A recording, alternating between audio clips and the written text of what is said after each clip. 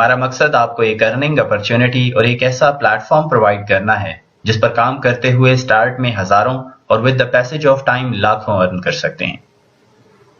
آپ دنیا کے کسی بھی حصہ میں اس پروجیکٹ پر کام کرتے ہوئے اپنی لائف میں ایک ڈراسٹک چینج لا سکتے ہیں۔ دنیا میں دو طرح کے لوگ ہیں، ایک وہ جو بالکل آرڈنری لائف گزار رہے ہیں کہ ہم نے اسٹڈی کر لی، اب ہمیں جاب کرنی ہے اور جاب سے ایک فکسڈ انکم چاہیے، اور جب تک ہمارے اندر انرجی ہے ہم کسی بھی نیو آئیڈیا کو ڈسکور کرنا ہی نہیں چاہتے۔ دوسرے وہ لوگ جو اپنی جاب اور کچن مینج کرنے کے ساتھ ساتھ اپنے فیوچر کو پلان کرتے ہیں کہ کیسے اپنے لائف سٹائل کو چینج کر سکتے ہیں۔ کیا وجہ ہے کہ غریب شخص غریب سے غریب تر اور امیر شخص امیر سے امیر تر ہوتا چلا جا رہا ہے؟ ایک ایگزامپل آپ کو دیتا ہوں۔ غریب انسان کہتا ہے بیٹا میں نے اپنی لائف میں محنت کی اور یہاں تک آیا، تم نے بھی محنت کرنی ہے اور یہاں تک آنا ہے۔ تو بھائی جب آپ محنت کر کے یہاں تک آئے تو آپ مڈل کلاس فیملی سے بلونگ کرتے تھے، آپ کا بیٹا بھی جب یہاں تک آئے گا تو وہ بھی مڈل کلاس ہی رہے گا۔ جبکہ رچ ڈیڈ کہتا ہے کہ بیٹا میں محنت کر کے سسٹم کو، بزنس کو، پائپ لائن کو، آئیڈیا کو یہاں تک لے کر آیا ہوں، اب یہاں سے آگے آپ کو لے جانا ہے۔ یہی وجہ ہے کہ ہماری سوسائٹی میں امیر لوگ امیر سے امیر تر ہوتے چلے جا رہے ہیں۔ رابرٹ کیوساکی کہتے ہیں کہ پوری دنیا کو ہم ارننگ کے حوالے سے 4 ڈیفرنٹ کوارڈرنٹس میں تقسیم کر سکتے ہیں: employment, self employment, business man, investor. First quadrant میں تقریباً 90% لوگ ایک معمولی سی سیلری کے بدلے اپنی پوری زندگی کسی نہ کسی کی ملازمت کرتے گزار دیتے ہیں۔ کوسچن یہ ہے کہ یہ 90% لوگ آخر غریب کیوں رہ جاتے ہیں؟ لیٹ سپوز ایک شخص نے جاب سٹارٹ کی، 20 سے 25 سال کے بعد وہ 18th گریڈ کا آفیسر بن چکا ہے، جو ایک اچھا سٹیٹس ہے۔ اس شخص کی اچانک ڈیتھ ہو جاتی ہے، اس کا بیٹا 9th کلاس میں ہے، کیا وہ ڈائریکٹ 18th گریڈ کا آفیسر بن جائے گا یا پھر اسے دوبارہ سے سٹارٹ کرنا ہوگا؟ آف کورس وہ دوبارہ سے سٹارٹ کرے گا، اپنی تعلیم مکمل کرنے کے بعد وہ لوور گریڈ سے اپنی جاب کو سٹارٹ کرے گا، اور تقریباً 20 سے 25 سال کے پروسیس کے بعد وہ اس پوزیشن پر پہنچے گا جس پوزیشن پر اس کے ڈیڈ پہنچے تھے۔ اس میں سب سے بڑا پرابلم یہ ہے کہ یہ لوگ سٹارٹ کرتے ہیں، ایفرٹ بھی کرتے ہیں اور ایک پوائنٹ تک پہنچ جاتے ہیں، لیکن ان کے آنے والی جنریشن اس پوائنٹ سے آگے کنٹینیو نہیں کر پاتی، بلکہ انہیں دوبارہ زیرو سے سٹارٹ کرنا پڑتا ہے۔ رابرٹ کیوساکی کہتے ہیں کہ 6% لوگ ایسے ہیں جو جاب کرتے کرتے تنگ آ جاتے ہیں، جو کہتے ہیں کہ ہم سیلف امپلائڈ ہوں گے، ہم خود کا کام کریں گے، کیوں کسی کے لیے جاب کریں۔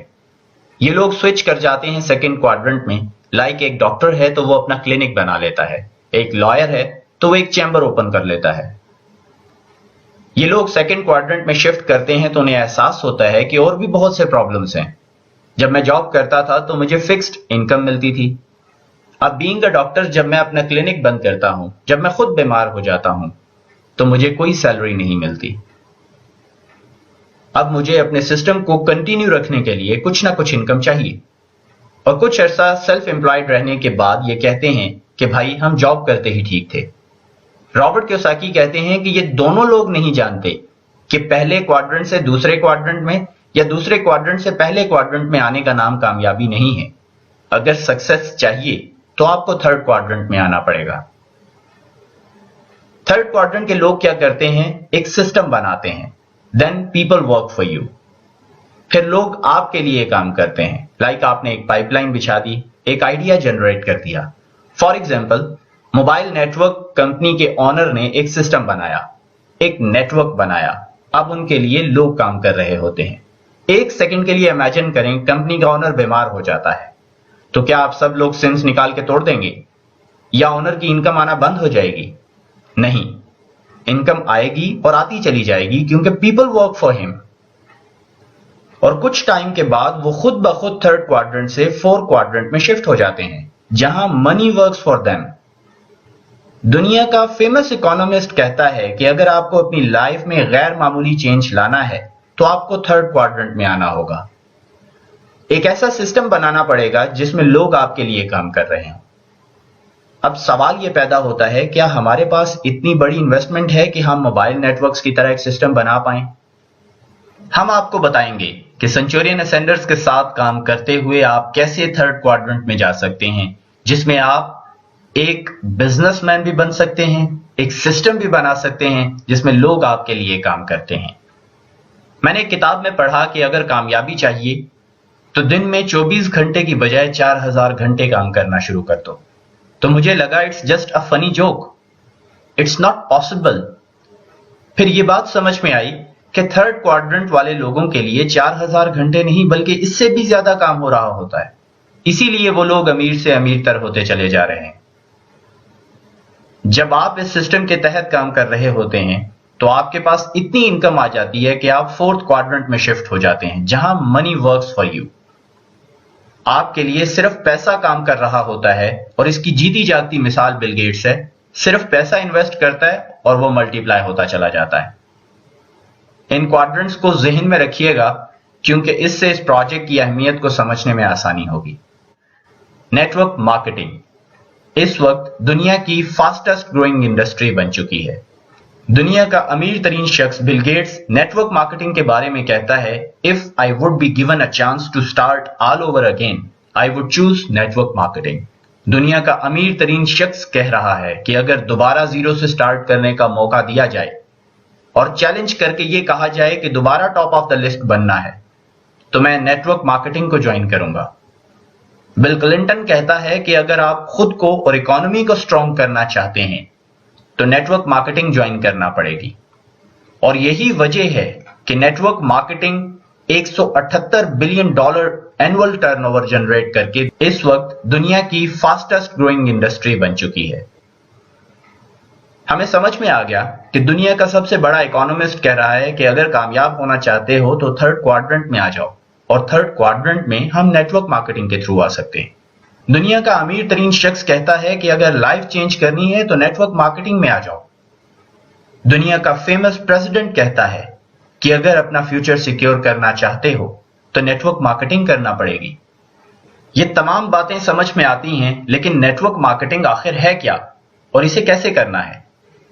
اگر آپ نیٹ ورک مارکیٹنگ کا حصہ بنتے ہیں تو سینچورین اسینڈرز آپ کی کیا ہیلپ کر سکتے ہیں؟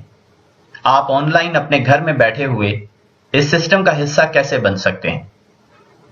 کیسے آپ اپنی لائف میں ایک ڈراسٹک چینج لا سکتے ہیں، اور کیسے پراؤڈلی سوسائٹی کو کہہ سکتے ہیں yes I am big business man? Network marketing نام ہی سے آپ کو لگ رہا ہوگا کہ شاید کسی چیز کی مارکیٹنگ کرنی ہے یا کوئی چیز ڈور ٹو ڈور سیل کرنی ہے۔ ایسا بالکل بھی نہیں ہے، کیونکہ نیٹ ورک مارکیٹنگ اور مارکیٹنگ میں بہت بڑا ڈفرنس ہے۔ مارکیٹنگ کس طرح فلو کرتی ہے اور نیٹ ورک مارکیٹنگ اس سے بالکل مختلف کس طرح ہوتی ہے، اس کو سمجھنے کے لیے کمپیریزن کرتے ہیں۔ پروسیجر آف جنرل مارکیٹنگ: ایک کمپنی پروڈکٹ مینوفیکچر کرتی ہے، کمپنی سے ڈسٹریبیوٹر، ہول سیلر، پھر ریٹیلر، پھر کنزیومر تک پہنچتی ہے۔ مینوفیکچرنگ سے لے کر ہمارے یعنی کنزیومر تک جو پروڈکٹ کو ڈیلیور کرنے میں یہ چینل انوالو ہوتا ہے، یہ پروڈکٹ کی کاسٹ کو ایٹ لیسٹ 70% تک انکریز کر دیتا ہے، اور 70% انکریزڈ کاسٹ کنزیومر پے کر رہا ہوتا ہے۔ لیکن نیٹ ورک مارکیٹنگ اس سے بالکل برعکس کس طرح ہے؟ پروڈکٹ اس میں بھی کمپنی مینوفیکچر کرتی ہے، لیکن کمپنی سے ڈائریکٹ کنزیومر تک پہنچ جاتی ہے، اور بیچ کا 70% بجٹ جو کمپنی سیو کر کے ان لوگوں میں ڈسٹریبیوٹ کر دیتی ہے جو ان کے ساتھ نیٹ ورک کا حصہ بن کے کام کر رہے ہوتے ہیں۔ پہلے ہم کسی بھی ٹریڈیشنل بزنس اور وی این ویلز کے پروجیکٹ میں میجر ڈفرینسز کو دیکھ لیتے ہیں، جس کے بعد ایٹ لیسٹ یہ چیز کلیئر ہو جائے گی کہ وی این ویلز کا پروجیکٹ ہر لحاظ سے کسی بھی ٹریڈیشنل کاروبار سے بہت بہتر ہے۔ ٹریڈیشنل بزنس لائک کوئی بیکری یا کوئی جنرل سٹور، ایون ایک موبائل شاپ بھی اوپن کرتے ہیں تو سب سے بڑا مسئلہ انویسٹمنٹ کا ہے، جو کم از کم لاکھوں میں ہوتا ہے۔ لیکن وی این ویلز پروجیکٹ میں زیرو انویسٹمنٹ۔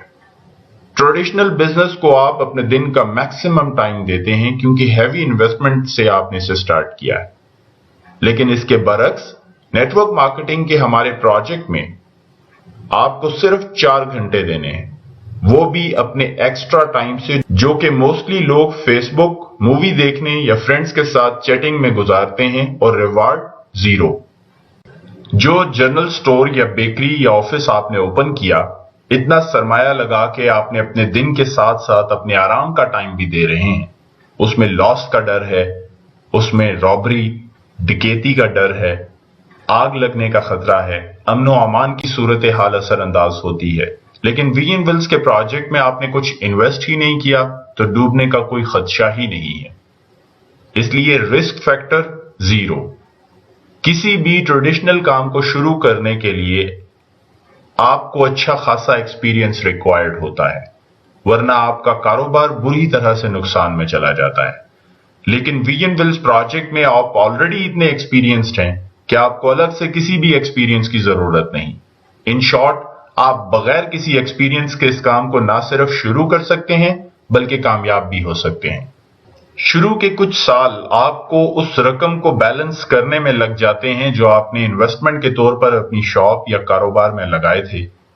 پھر اس کے بعد اگر کام صحیح چلتا ہے تو پروفٹ آنا شروع ہوتا ہے۔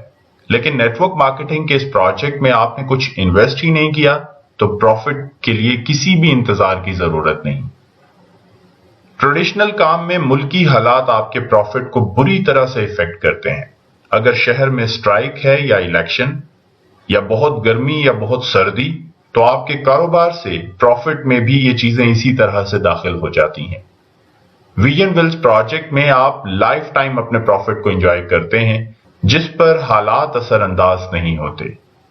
اسی طرح کی بہت سی مشکلات آپ کو ٹریڈیشنل بزنس میں فیس کرنا پڑتی ہیں جو کہ وی این ویلز کے پروجیکٹ میں فیس نہیں کرنا پڑتی، اور یہی وجہ ہے کہ نیٹ ورک مارکیٹنگ دنیا کی فاسٹسٹ گروئنگ انڈسٹری بن چکی ہے۔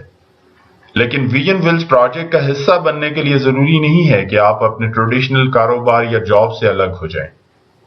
وی این ویلز جو کہ ایک ہیڈ آفس اور ایک ویب سائٹ کے تھرو پوری دنیا میں کام کر رہی ہے، اس پروجیکٹ میں شامل ہونے کے لیے آپ کو کسی انویسٹمنٹ کی ضرورت نہیں ہے، بلکہ یہ کام ایک پرچیزنگ سے شروع ہوتا ہے جو زندگی میں ایک دفعہ آپ کو اپنی پاکٹ سے کرنی ہے اور لائف ٹائم اس پروجیکٹ کا حصہ بن جانا ہے۔